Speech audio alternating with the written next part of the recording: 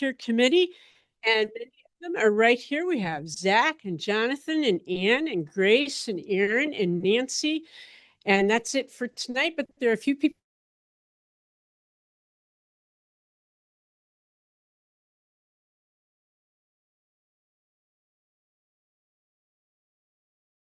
And that's great. We're so glad to have you too. And when we're done, if you can leave us your email and we'll send you reminders in the future. That's all we do. We don't advertise or anything, but and so Green Drinks started. Some folks were just sitting and chatting about the environment, and they noticed other people were, and then they thought, well, we should gather more often, and it became a worldwide phenomenon. And so last check, there were 360 of them in the world. They are now not quite attend our website. I don't have new ones to tell you about. We've loved to do that regularly. And so I missed making you check your geography knowledge. But anyhow, so we are pleased to be part of something that is worldwide and international.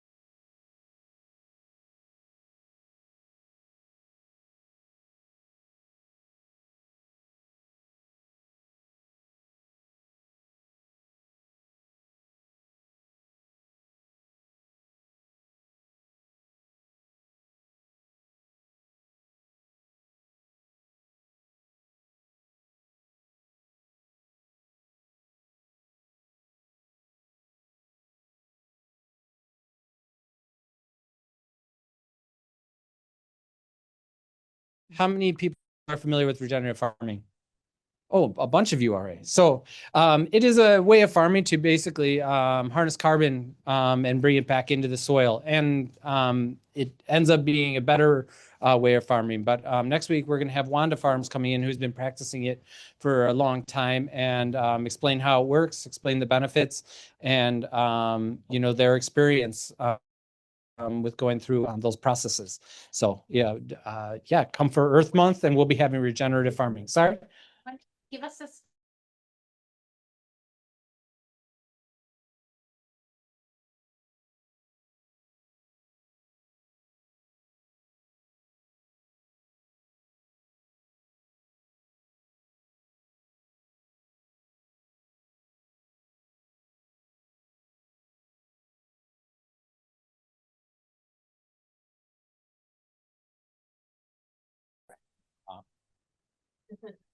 It's great. Yeah. All right. Oh, That's great. So we do have our program this evening okay. Oh, there's that I want to introduce for you. Thank you. And we're again glad you could come out this evening. Are you good for chat? I want to make sure you're getting what you need there. Here we go. All right. So who's heard of a microforest? That's what, oh, okay. I was gonna say that's why you came, right? So this is called A Forest in a Footprint. And this is the Algonquin. Sorry. Not sure where to stand. We had to change things. So is this better? Oh, yeah.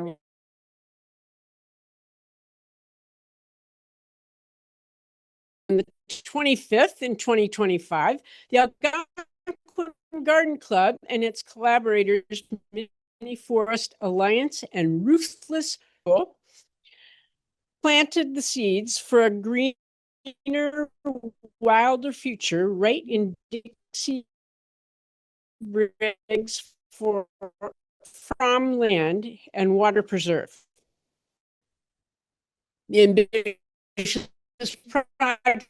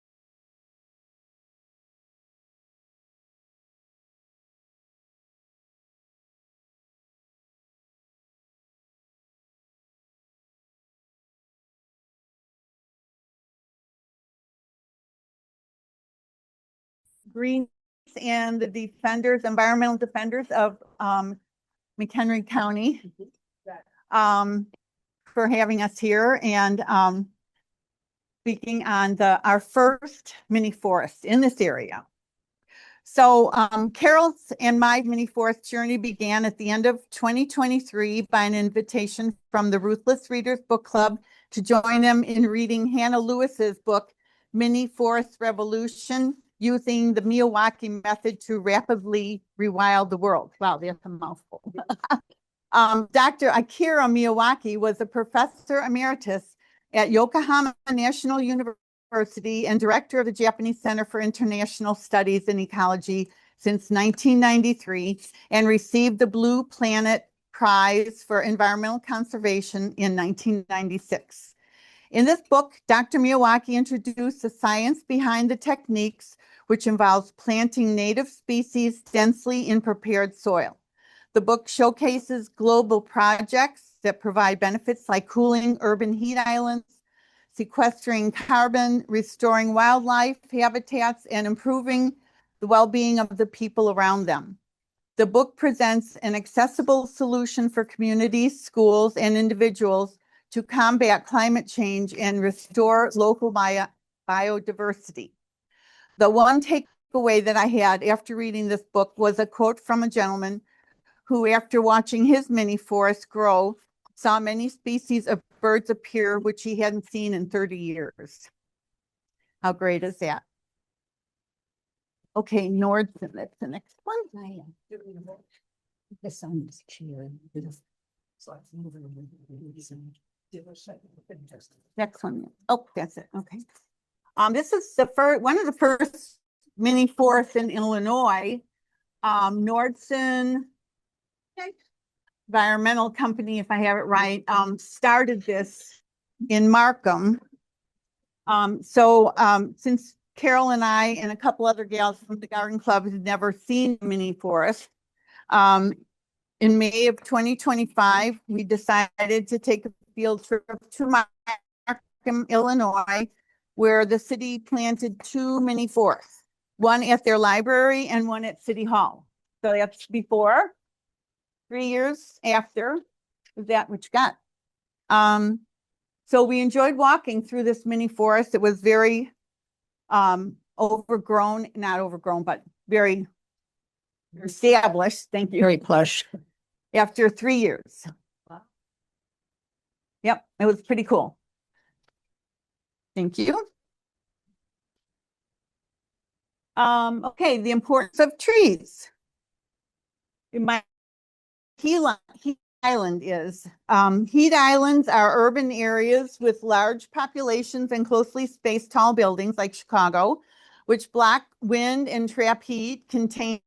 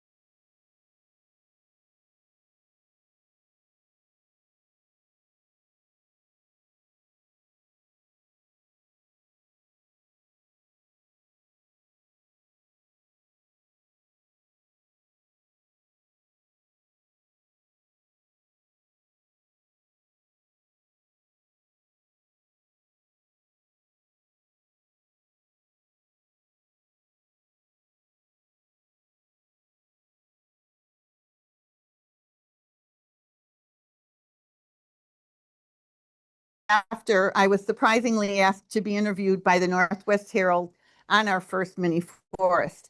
And that was a segue to our project. Our mini forest then became a reality.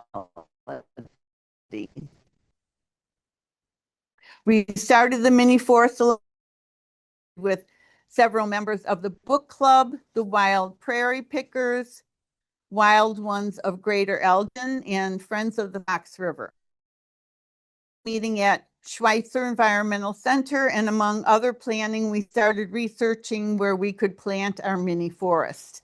Since we needed to have access to water, Carol, also the steward of Dixie Briggs, graciously offered to provide the water necessary to sustain our mini forest. Luckily, Carol's house is directly behind Dixie Briggs, one of the open space properties. Oh, I took my off. No, okay, here we go. Now we had to design a plan, which Sharon Dixon of Dixon Design Studio graciously volunteered to Township to plant our mini forest on their property. You have a picture of the plan? Yes, I do. Sorry, sprung that on you. I was gonna talk about this later, Okay. though, but get to that later. That's our plan. So. Oh, next was to obtain funds to purchase the plants and materials. Since the Mini Forest Alliance was not a nonprofit and basically had no money, we brought our idea to the Algonquin Garden Club, which is a 501c3. They happily accepted our idea and adopted it under their Special Projects Committee, which Carol is the committee chairman. From there, we were able, how handy is that, huh? From there, we were able to secure grants to purchase the plants and materials. Fast forward 2 years and many volunteer hours, on October 25th, 2025, we were able to plant our first mini forest. Okay. Okay, next slide, please. You need to stand over there, though. Yeah. Over here? Oh. Should we Me? switch Yeah, the places? camera's there. Oh, okay. Oh, the camera, okay. Okay, so this is the mini forest, and the mini forest has many layers, has 4 different layers. The first layer is the canopy layer, which is the very tallest of the trees. The next layer is I call it the understory trees. And then the next layer is the shrub layer. And then the final layer is the ground cover layer. And all these layers help the forest to grow because it supplies a diversity within the forest. So each one works together. The Miyawaki method tries to replicate the natural forest structure and promote a multi-layered ecosystem. This approach is for a more diverse and resilient forest that can adapt to various environmental conditions. The layers of the trees, such as the canopy, understory, shrub layer, and ground cover, all work together to create a balanced and healthy forest ecosystem.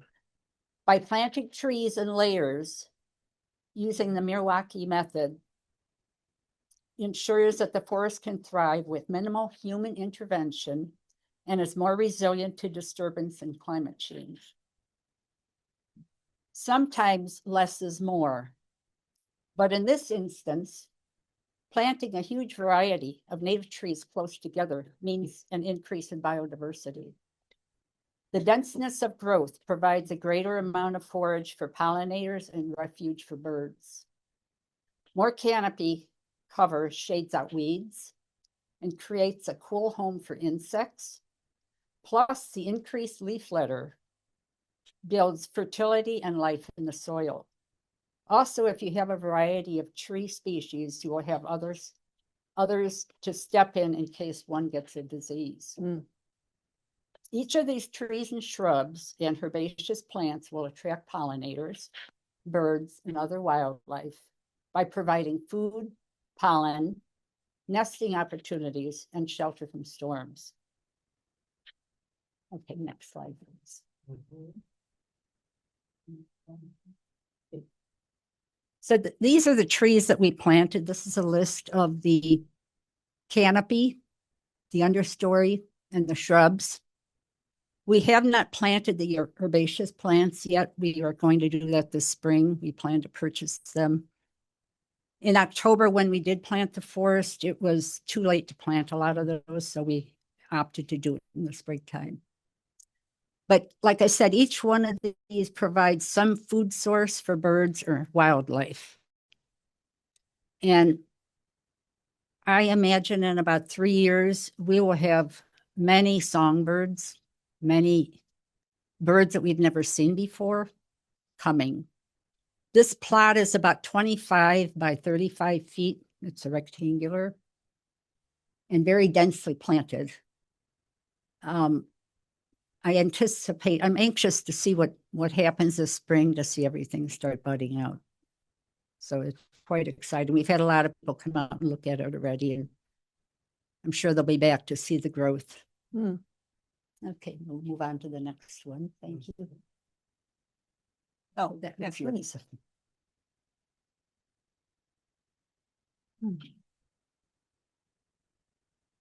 Okay, plants, compost, and mulch. Carol was tantamount in procuring the plants and trees and spent many hours, days, and weeks contacting nurseries and finding the exact right natives for our area. Since our mini forest project was now under a 501c3, we were able to apply for grants from Ames Tools, Espoma for the materials, and NICOR and the Nature Conservancy's Volunteer Stewardship Network for funding for the plants.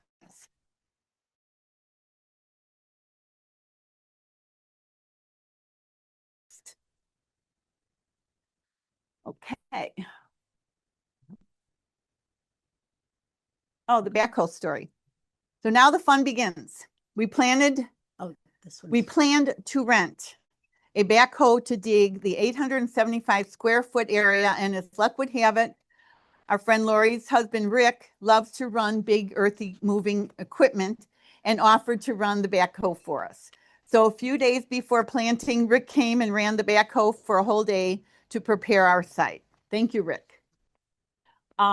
Did I jump in on your thing? Oh, I'm sorry. That's You want to okay. say that?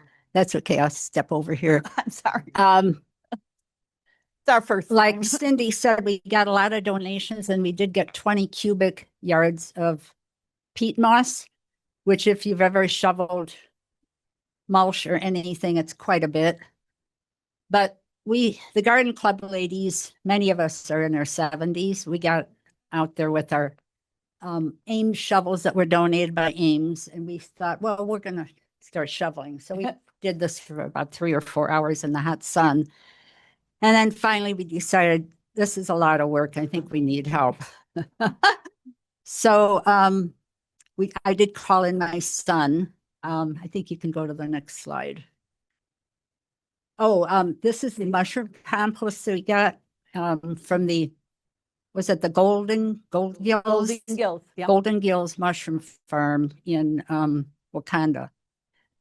Our garden club had gone there for a program to find out how they grew the mushrooms and everything, what they did. And when we left, they told us about these bales of mushroom compost that they were going to be throwing out.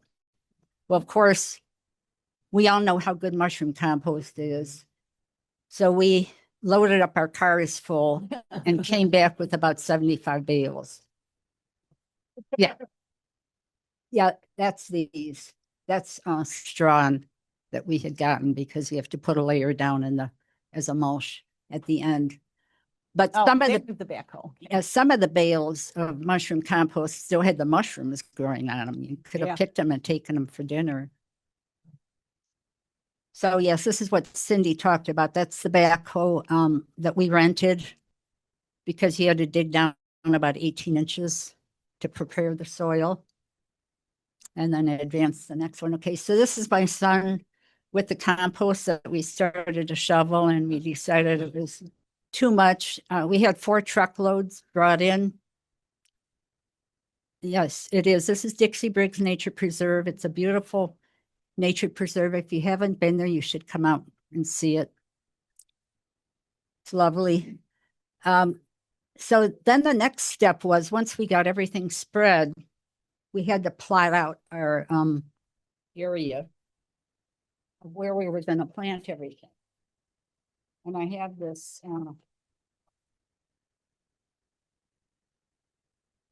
So the green areas, you can hold that up. The green areas are the understory trees, the green dots. This is what we used on planting day. The green dots are the understory trees, and the pink ones in the middle are the canopy. And then all around the outer edge, the yellow were the shrubs. So we surrounded it with the shrubs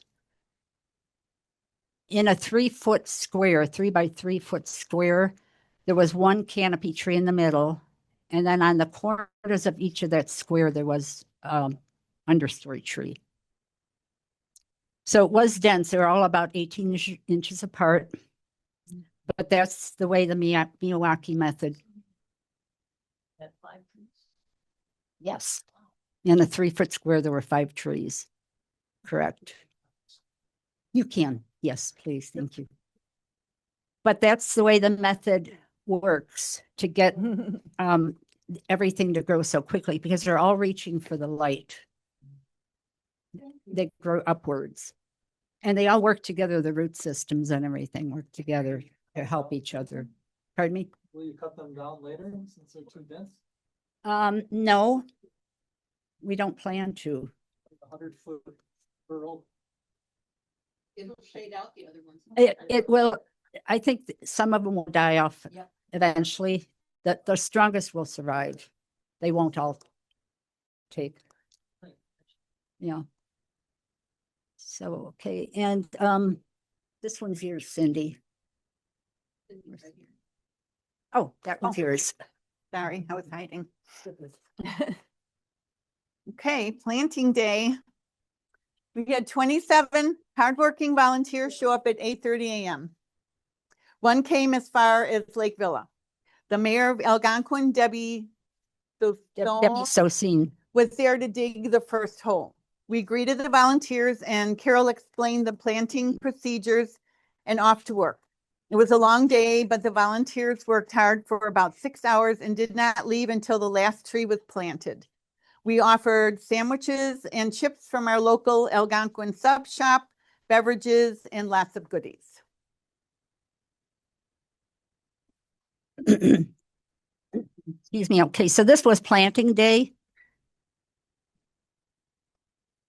And because we had like 27 volunteers come out and they all come at once, it can get very disorganized. Yeah. So I made up a list of instructions on what to do step by step. So if they forgot what they were supposed to do next, they could go and look at my big poster and read it. But basically it was dig a hole. And we had, every pot had a number with a different color stick, and the canopy trees were pink. And then I had 2 sticks for each tree. One would be in the ground and one would be in the pot. So the volunteers would grab the pot, look at the stick in there, the color and the number, and try to match it to the one that's in there so that it was in the right spot. The canopies weren't on the corners. So then once they dug the hole and they grabbed a tree, they gave it a bucket of water and a big scoop of fertilizer. The fertilizer was donated also. Then we had somebody in a vest go around and check to make sure that it was the proper depth before it was buried. We covered it with dirt. While we were doing the planting, the men were putting up the fence posts because if you don't put fencing around it, the deer will devour everything. I was told by one of the places that I had purchased these shrubs from that it was, some of them were like candy to the deer. They would just eat them up. So I believe the fence was at 6 feet tall. Yeah, I think 6 so. feet. Yeah. Yeah, to keep the deer out. So the entire area, which probably was about 40 by 30 now, because we had a margin on the edge where we're going to plant a lot of our native plants. They put the fencing up while we were planting everything. So by the end of the planting, we had the fence up and everything. So we were pretty much done to keep the deer out. And as I look at it over the winter now, no deer have been in there. Nothing's Great. been eaten. So we're happy about that. Okay, next slide. Like Cindy said, we were happy to have the mayor of Algonquin come out. She heard about it and she wanted to come out and help. And 2 of the village trustees came out also. So it was a first for Algonquin to have something like this in our community, and a first in the area, I believe. I don't think there's any close by.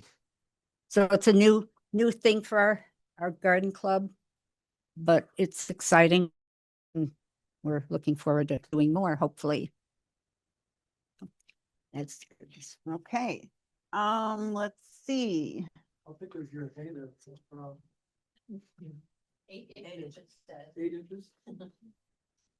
So this is our completed mini forest. Weeks before the planting day, Carol was our super leaf collector who had been riding around her neighborhood and collecting bags of leaves on her golf cart. So we used the leftover leaves and the straw from our hayride that we had earlier in the season to layer over the plants with 8 inches thick. So that would help them retain water over the winter and kind of keep them protected from the weather. So we put our plants to rest for the winter, and hopefully this spring they'll be perking up and having little buds on them. Okay, so on November 21st, 2025, I think, the Northwest Herald ran another story about our completed mini forest, which basically brought us here tonight. I think that's how, okay. Yeah. Found you. So on behalf of the Garden Club, the Ruthless readers, and all of our collaborators, we really thank you all for coming. And we invite you to ask questions if you have any. You wanted to hand out your. Yeah, thank you. I've got some handouts here. This is a resource sheet of anything mini forest. So if you want to. I can pick them in. Oh, thank you. Thank you so much. Any questions? Okay. You want me to speak into the mic or not? Yes. Yes. Okay. We need a mic. Having planted a lot of trees over the years, I know they normally grow fairly slowly. So I'm very fascinated by the fact that planting these trees so close together apparently makes them grow faster. But do you know the science behind that? Why does that work? Do you guys know? It's struggling for air, for water, and Yeah, they're reaching for the light because they're growing up. If they were more planted, competition. yes, it's competition. They're not growing out so much. No, they're growing up. Correct. Yeah. Yes, they were very fertilized. And like I said, we got 20 cubic yards of compost. Really very rich compost. So nobody's checked them yet this spring? I did walk out there and I did look at them, and they're not budding yet. There's But no they- hurdling, the rabbits seem to be blocked by the chicken wire, but how about mice? I didn't see any mice yet. They're probably loving underneath the They straw. they could be. They could be. Yes. You have a question? Yeah, you had a big list of trees and shrubs that you had on the the presentation. Did you plant all of those, or is that just a selection that you drew from? We did plant all of those. Some of them were six of each, 7 of each. Depending upon what I could get. Some of the stock I couldn't get. It took me a long time to gather all these from all the different areas, and we tried to stay local I know it. because of it, this is a nature preserve. How we were raised. We planted So, 3 feet apart. We put together what we could. The book Most is of them were really oaks. Any other questions? How do you access Dixie Briggs? How do you get there? How do you get to Dixie Briggs? Okay. Fortunately, I back up to Dixie Briggs. I'm a very lucky person. Put this in here and then it'll be easier for you to move around. There. And then you can hand it to the person. Okay, great. Thank you. I've lived in Algonquin. It should be over here. 40 years. And when I first moved in, this used to be a farm field. Part of it was never farmed. Part of it was had a lot of glacial rocks. So part of Dixie has a very dry gravel hill, which is rare for our area. And we're finding a lot of very good natives coming back as we're clearing land. But this particular area where the mini forest was planted was mostly all buckthorn. It backed up to my house. And one of the stewards of Raceway Woods, June Keebler, came out to my house. And she and her husband, Steve, said, do you want to get rid of that buckthorn? And I don't know if any of you know how bad buckthorn is, but it's one of the worst trees out there. And it doesn't belong in the United States. It doesn't belong here. I said, of course, I would love to get rid of it. She and Steve got their chainsaws out. Here's June Keebler, this small woman with a chainsaw cutting a buckthorn down. She worked for a couple days with me, and we did clear that area, and that's where the mini forest is now. We did that probably about 4 or 5 years ago, so the land has sort of healed.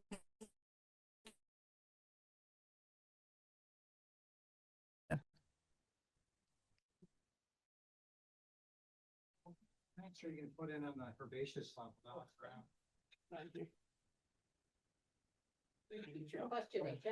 Just kind of curious what plants you're going to put on the herbaceous level down the ground when you get to that point. We're going to put in a lot of flowering natives that are local to Dixie Briggs. We don't want to introduce anything that's different, but probably a lot of weeds. You know, there's a whole list of them, but it'll be a sunny area that we'll be putting them in. All those trees? It'll be around the outside because it won't grow in the shade. Eventually the trees will get so big, they'll probably get shaded out though.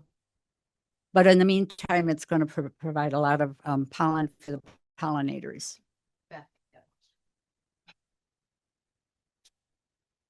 How did you find out where you could write grants to? And did you have, there's someone in your group write grants, or how did you do that? Can you repeat the question? It was about grants. Someone in there. How did we find grants and how did we learn how to write them? First, I want to get back to the question back there of the lady said how to get to Dixie Briggs. Because I forgot to answer that fully. I got off on the subject of the buckthorn and I backed up to it. 6 different entrances to Dixie Briggs. There's one off of Lundstrom Lane, which is right off Route 31. There's one off of Winfield in Algonquin, that's in the subdivision. Dixie Briggs is a little bit difficult to find because it isn't a subdivision surrounded by neighborhood houses. We have our brochure, the FDNA brochure has information on all the open spaces. It's on the table out there. And I think it has sort of an address for Dixie Briggs. But I think if you Google it, it'll kind of give you a map and show you where some of the entrances are, like the Yeah. Lundstrom. Is it the nature preserve, isn't it? Yes. One entrance is Rustic Lane, which is the one by my house. There's another one called on Braywood Road. Gaslight subdivision? Yes, it's in the Gaslight subdivision. Mm-hmm. And That was what my question was. So I'm going to interrupt and ask. Like several years ago, I think it was pre-COVID, probably with the buckthorn, there was a thing to go out and volunteer. I showed up. There was nobody there. I asked people, I asked neighborhood people. I had no idea where it was. Now I'm looking at ways Barbara Wilson. and I see it looks like, it's a rectangular shape. Yeah. People meet or. Well, There's 6 entrances. yes, there's 6 entrances, but when we have a work day, if you want to get on our workday list, we can take your email. But when we do email the list out for the work days, we tell you what entrance to go to because there are 6 of them. And I know it's difficult to find them if you. So it depends on where they're doing the work. Yeah, because we work, it's 155 acres. So it's a, good sized piece of property. But now getting back to the grants, you want to talk about that, Cindy? I think Carol actually was the one that found all these grants, and then myself and Lori pretty much took one or the other, and I think Lori did the NICOR grant. I did the VSN, and we got all of them. So it was very great. Yes, it was first time for me. I've never written a grant, so it was really great. It's really great.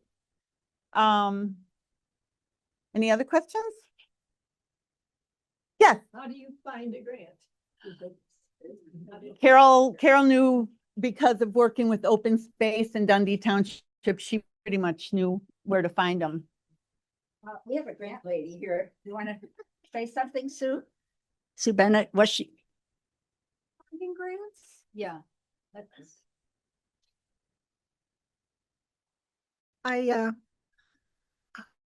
My name's Sue Bennett, and I help the Friends of Dundee. You have to hold it close, stand up too, so we can all hear you. I'm Sue Bennett, and I help the Friends of Dundee Natural Areas with outside funding. And the way to find grants, it's not easy, but it's all about networking. It's somebody calling you up saying, hey, I heard about this grant, follow up on it. And that's how it happens. It's not necessarily, searching these long lists. It's people you know.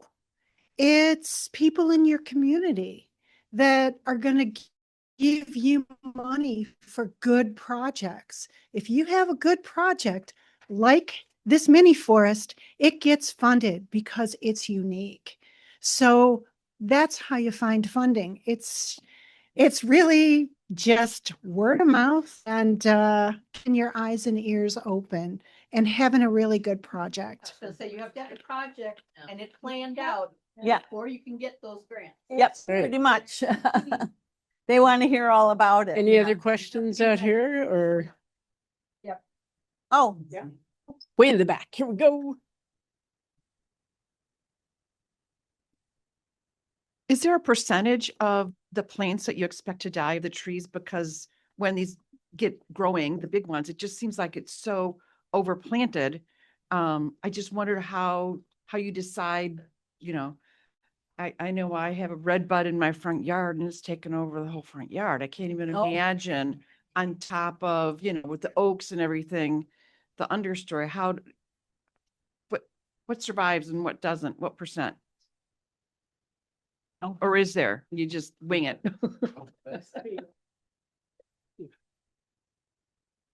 I don't think we can really say any percentage will survive and doesn't. But we know the strongest will survive. We know not all of them will. Because when you do buy something from the nursery and you bring it home and plant it, they don't always make it. But you just hope. And like I said, it's getting watered very well because it's backs up to my house and I have a very, very long hose. And I've been keeping them watered. This fall, like Cindy said, I went out and gathered 100 of those big, tall yard leaf bags, 100, and spread it all around the mini forest along with the straw that we had, because that mulch is really, really important. Our summers have been very dry and hot, and it looks like this might be another summer like that. So getting that mulch layer down is really important to keep that moisture in the soil.